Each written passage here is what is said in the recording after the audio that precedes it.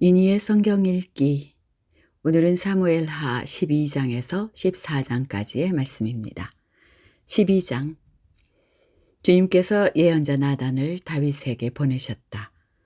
나단은 다윗을 찾아와서 이런 이야기를 하였다. 어떤 성읍에 두 사람이 살았습니다.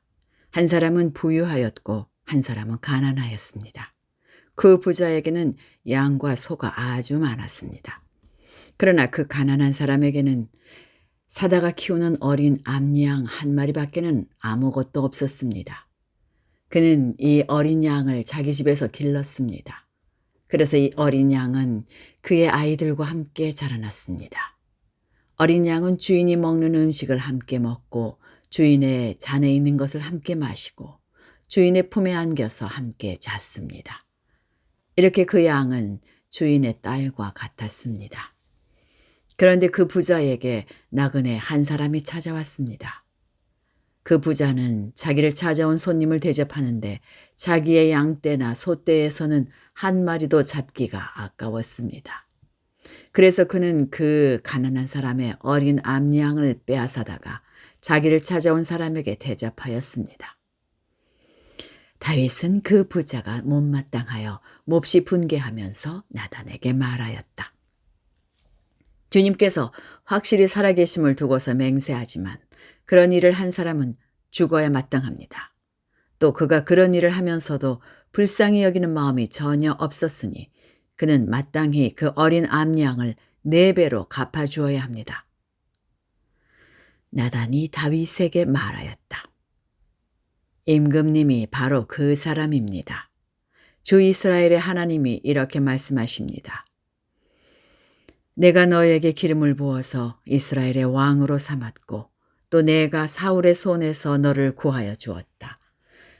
나는 네 상전의 왕궁을 너에게 넘겨주고 내 상전의 아내들도 내 품에 안겨주었고 이스라엘 사람들과 유다 나라도 너에게 맡겼다. 그것으로도 부족하다면 내가 네게 무엇이든지 더 주었을 것이다.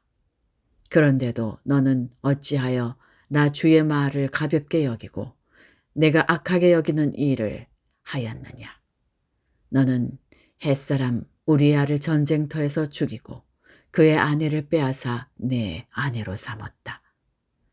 너는 그를 암몬 사람의 칼에 맞아서 죽게 하였다. 너는 이렇게 나를 무시하여 햇사람 우리아의 아내를 빼앗아다가 내 아내로 삼았으므로 이제부터는 영영 내 집안에서 칼부림이 떠나지 않을 것이다. 주님께서는 또 이렇게 말씀하셨습니다.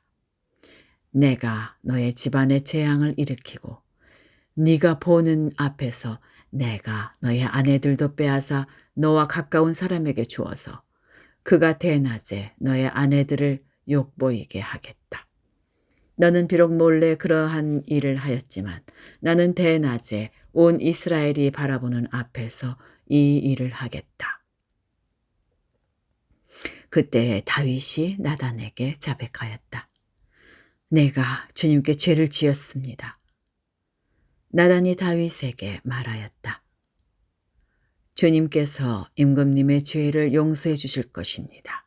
그러므로 임금님은 죽지는 않으실 것입니다.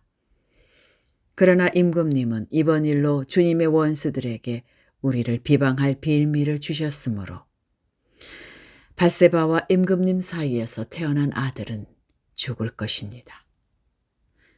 나단은 자기 집으로 돌아갔다. 주님께서 우리아의 아내와 다윗 사이에서 태어난 아이를 치시니 그 아이가 몹시 알았다. 다윗이 그 어린아이를 살리려고 하나님께 간절히 기도를 드리면서 금식하였다. 그는 왕궁으로 돌아와서도 밤을 새웠으며 맨 땅에 누워서 잠을 잤다. 다윗 왕궁에 있는 늙은 신하들이 그에게로 가까이 가서 그를 땅바닥에서 일으켜 세우려고 하였으나 그는 일어나려고 하지도 않고 또 그들과 함께 음식을 먹으려고도 하지 않았다. 그러다가 1회째 되는 날에 그 아이가 죽었다. 그러나 다윗의 신하들은 아이가 죽었다는 것을 다윗에게 알리기를 두려워하였다. 어린 왕자가 살아계실 때에도 우리가 드리는 말씀을 듣지 않으셨는데 왕자께서 돌아가셨다는 소식을 우리가 어떻게 전하해 드릴 수 있겠소? 그런 소식은 임금님의 몸에 해로울지도 모르오. 그러나 다윗은 신하들이 서로 수군거리는 것을 보고서 아이가 죽은 줄 짐작하고 신하들에게 아이가 죽었느냐? 하고 물었다. 신하들이 대답하였다. 돌아가셨습니다. 그러자 다윗은 땅바닥에서 일어나서 목욕을 하고 몸에 기름을 바르고 옷을 갈아입은 뒤에 성전으로 들어가서 주님께 경배하였다. 그는 왕궁으로 돌아오자 음식을 차려오게 하여서 먹었다. 신하들이 다윗에게 물었다.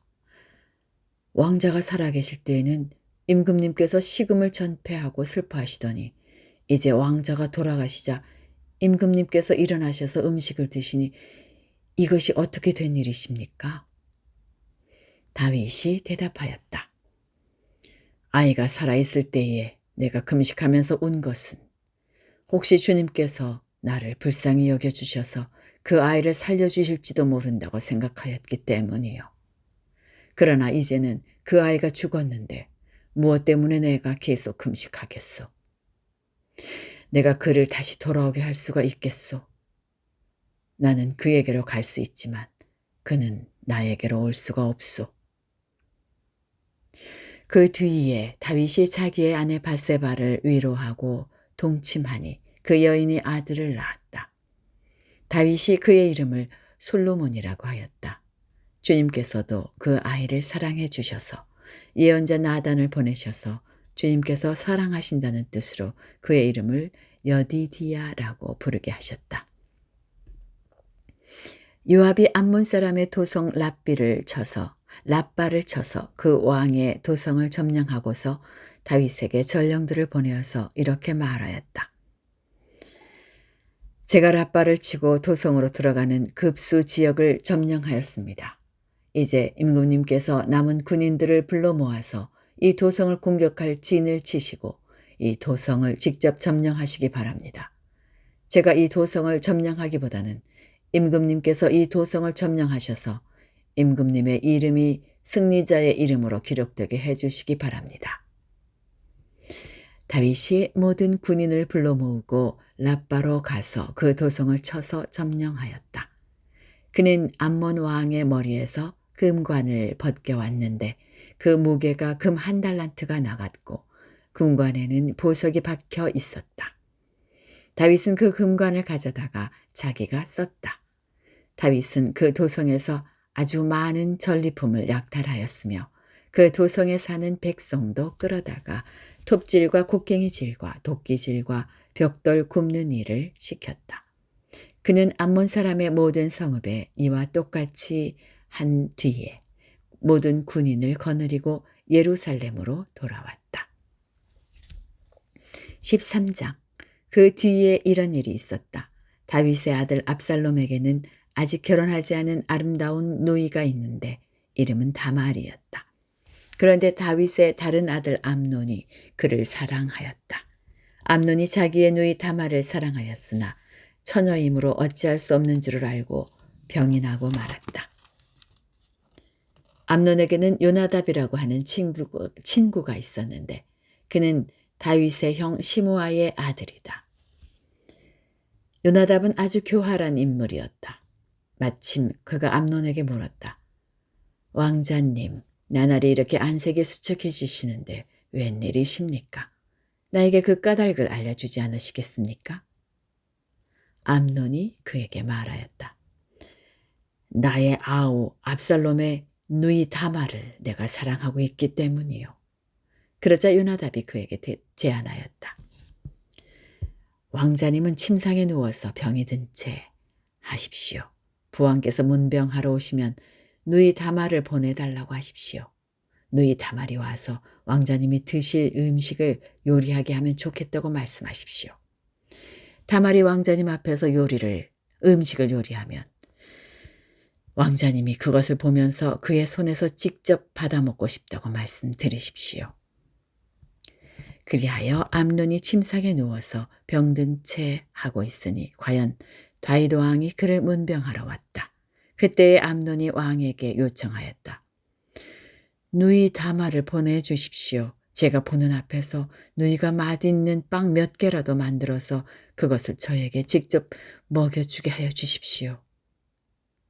다윗은 다말의 집으로 사람을 보내서 지시하였다. 어서 내 오라비 암논의 집으로 가서 그에게 먹을 것을 좀 만들어 주어라. 다말이 자기의 오라버니 암논의 집으로 가서 보니 그가 침상에 누워 있었다. 다말이 밀가루를 가져다가 이겨서 그가 보는 앞에서 맛있는 빵 몇 개를 빚어 잘 구웠다. 그리고 다말이 냄비째 가져다가 암논 앞에서 그릇에 담아주었으나 암논은 먹을 생각은 하지 않고 사람들을 다 밖으로 내보내라고 말하고는 사람들이 모두 밖으로 나간 뒤에 다말에게 말하였다. 그 빵을 이 침실로 가지고 들어와서 네가 손수 나에게 먹여다오. 그래서 다말은 손수 만든 빵을 들고 자기의 오라버니 암논의 침실로 들어갔다. 다말이 그에게 먹여주려고 다가서니 그는 다말을 끌어안고 함께 눕자고 하였다. 다말이 그에게 말하였다. 이렇게 하지 마십시오, 오라버니. 이스라엘에는 이러한 법이 없습니다. 제발 나에게 욕을 보이지 마십시오. 제발 이런 악한 일을 저지르지 말아 주십시오. 오라버니가 나에게 이렇게 하시면 내가 이런 수치를 당하고서 어디로 갈 수 있겠습니까? 오라버니도 또한 이스라엘에서 아주 정신 빠진 사람들 가운데 하나와 똑같이 되고 말 것입니다. 그러니 이제라도 제발 임금님께 말씀을 드려보십시오. 나를 오라버니에게 주기를 거절하지 않으실 것입니다. 다말이 이렇게까지 말하는데도 암논은 다말이 애원하는 소리를 들으려고 하지도 않고 오히려 더 센 힘으로 그를 눕혀서 억지로 욕을 보였다. 이렇게 욕을 보이고 나서 암논은 갑자기 다말이 몹시도 미워졌다. 이제 미워하는 마음이 기왕에 사랑하던 사랑보다 더하였다. 암논이 그에게 당장 일어나 나가라고 소리를 버럭 질렀다. 그러자 다말이 암논에게 말하였다. 그렇게 하시면 안 됩니다. 이제 나를 쫓아내시면 이 악은 방금 나에게 저지른 악보다 더 큽니다. 그런데도 암논은 다말의 말을 들으려고 하지도 않고 오히려 자기의 시중을 드는 하인을 불러다가 명령하였다. 어서 이 여자를 내 앞에서 내쫓고 대문을 닫고서 빗장을 질러라. 암논의 하인은 공주를 바깥으로 끌어내고 대문을 닫고서 빗장을 질렀다. 그때의 다말은 소매에 색동으로 술을 놓은 긴 옷을 입고 있었다. 공주들은 시집가기 전에는 옷을 그렇게 입었다.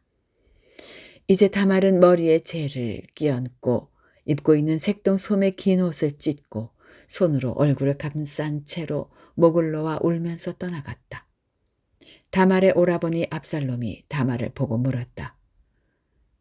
내 오라비 암논이 너를 건드렸지. 애야, 암논도 내 오라비이니 지금은 아무 말도 입 밖에 내지 말아라. 이 일로 너무 근심하지 말아라. 그리하여 다말은 그의 오라버니 압살롬의 집에서 처량하게 지냈다. 다윗 왕은 이 이야기를 모두 듣고서 몹시 분개하였다. 압살롬은 암논이 누이 다말에게 욕을 보인 일로 그가 미웠으므로 암논에게 옳다거나 그르다는 말을 전혀 하지 않았다. 2해가 지난 어느 날 압살롬은 에브라임 근처의 바알하솔에서 양털을 깎고 있었다. 이때 압살롬이 왕자들을 모두 초대하였다. 압살롬은 다윗 왕에게도 찾아가서 말하였다. 임금님, 제가 이번에 양털을 깎게 되었으니 임금님도 신하들을 거느리시고 이 아들과 함께 내려가셔서 잔치에 참석해 주시기를 바랍니다. 왕이 압살롬에게 말하였다. 아니다, 내 아들아. 우리가 모두 따라가면 너에게 짐이 될 터이니 우리는 가지 않으마. 압살롬이 계속하여 간청을 하였지만 왕은 함께 가고 싶지 않아서 복을 빌어주기만 하였다. 그러자 압살롬이 말하였다. 그러면 맏형 암논이라도 우리와 함께 가도록 허락하여 주시기 바랍니다. 왕이 그에게 물었다. 암논이 너와 함께 가야 할 이유가 무엇이냐? 그래도 압살롬이 계속하여 왕에게 간청하니 왕은 암논과 다른 왕자들이 모두 그와 함께 가도 좋다고 허락하였다. 압살롬이 이미 자기의 부하들에게 명령을 내렸다. 암논이 술을 마시고 기분이 좋아질 때를 잘 지켜보아라. 그러다가 내가 너희에게 암논을 쳐 죽이라고 하면 너희는 겁내지 말고 그를 죽여라. 내가 너희에게 직접 명령하는 것이니 책임은 내가 진다. 다만 너희는 용감하게 주저하지 말고 해치워라.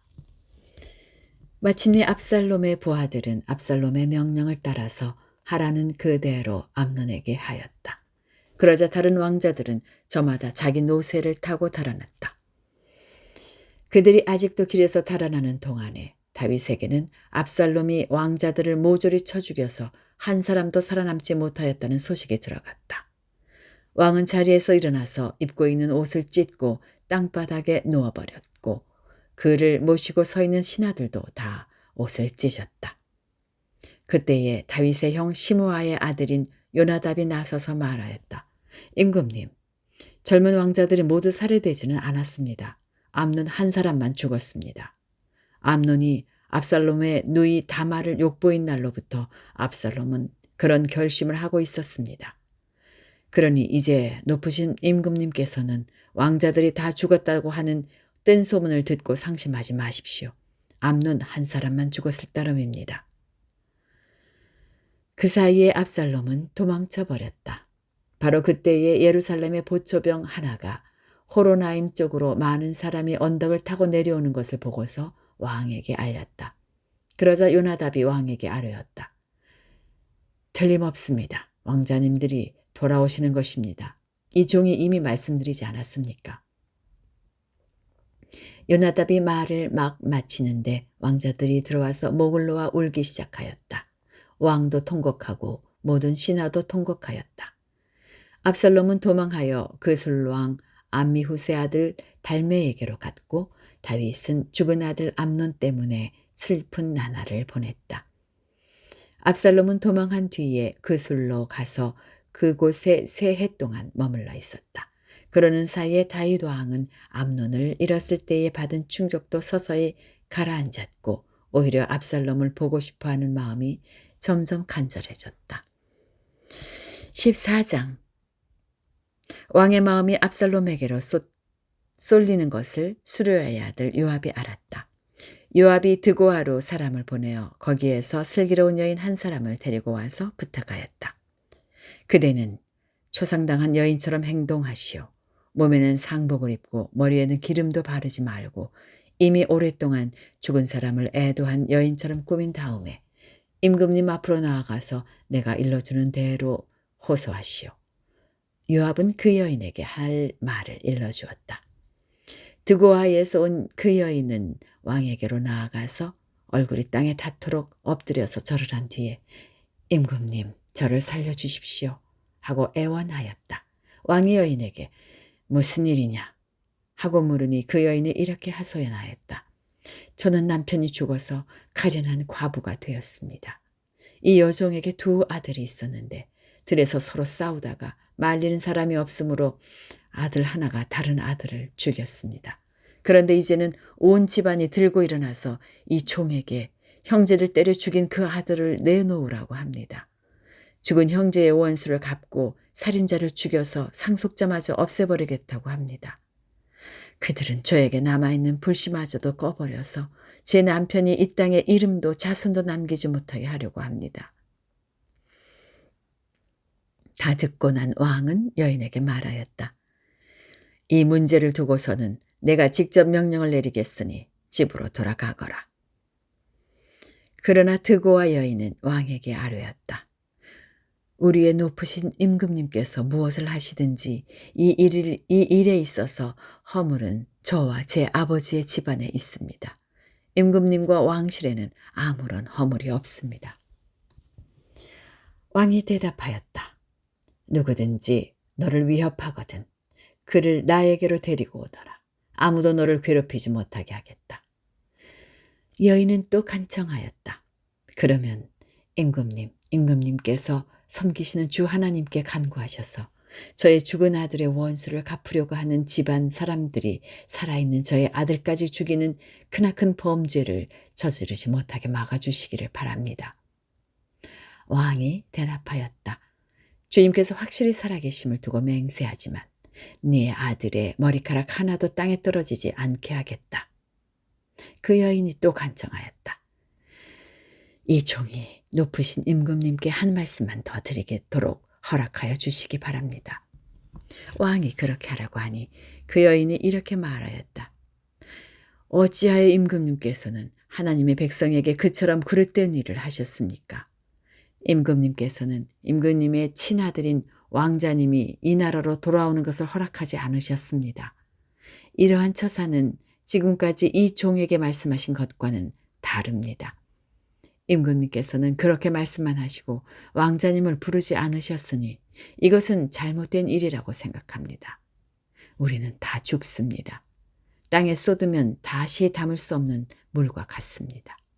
그러나 하나님은 생명을 빼앗지 않으시고 방책을 베푸셔서 비록 내어 쫓긴 자라 하더라도 어떻게 해서든지 하나님께 버림받은 자가 되지 않게 하십니다.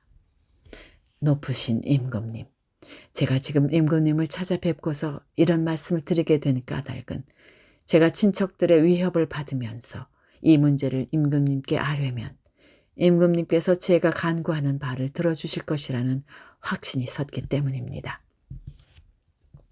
저희 집안 사람들이 저와 저의 아들을 죽이려고 하고 하나님이 주신 이 땅에서 끊어버리려고 하지만은 임금님께서 저의 사정을 들어서 아시면 구원하여 주실 것이라고 생각하였습니다. 이 종은 또 높으신 임금님께서는 말씀으로 저를 안심시켜 주실 것이라고 믿었습니다. 임금님은 바로 하나님의 천사와 같으신 분이시니까 저의 호소를 들으시고 선악을 가려내실 것이라고도 생각하였습니다. 임금님이 섬기시는 주 하나님께서는 늘 임금님과 함께 계시기를 바랍니다. 마침내 왕이 그 여인에게 물었다. 너는 내가 묻는 말을 내 앞에서 조금도 숨기지 말고 대답하여라.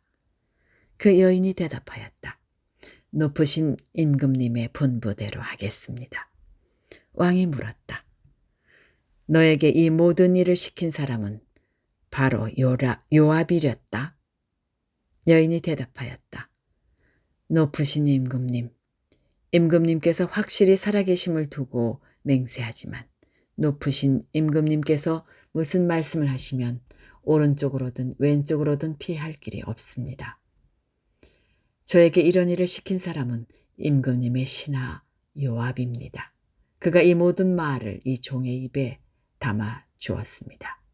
왕자님의 일을 잘 되게 하여 보려고 임금님의 신하 요압이 이런 일을 꾸민 것은 사실입니다. 그러나 임금님께서는 하나님의 천사처럼 슬기로우심으로 일어난 모든 일을 다 아실 줄 압니다. 그러자 왕이 직접 요압에게 명령을 내렸다. 보시오, 내가 장군의 뜻대로 하기로 결심하였으니 가서 그 어린아이 압살롬을 데려오시오. 요압이 얼굴을 땅에 대고 절을 하면서 말하였다. 하나님께서 임금님께 복을 베푸시기를 빕니다. 높으신 임금님이 이 종의 간청을 이렇게 들어주시니 이 종이 임금님의 총애를 입은 줄을 오늘에야 알았습니다. 그리고는 요압이 일어나 그 술로 가서 압살롬을 데리고 예루살렘으로 왔다. 그러나 왕의 지시는 단호하였다. 그를 집으로 돌아가게 하여라. 그러나 내 얼굴을 볼 수 없다. 그리하여 압살롬은 아버지에게 인사도 하지 못하고 자기 집으로 돌아갔다. 온 이스라엘에 압살롬처럼 머리끝에서 발끝까지 흠잡을 데가 하나도 없는 미남은 없다고 칭찬이 자자하였다. 그는 머리숱이 많아 무거워지면 해마다 연말에 한 번씩 머리를 깎았는데 머리를 깎고 나서 그 머리카락을 달아보면 왕궁 저울로 200세겔이나 되었다. 압살롬에게는 아들 셋과 딸 하나가 있었다. 그 딸의 이름은 다말인데 생김새가 아주 예뻤다. 압살롬은 예루살렘으로 돌아와서 2해를 지냈는데도 왕의 얼굴을 한 번도 뵙지 못하였다.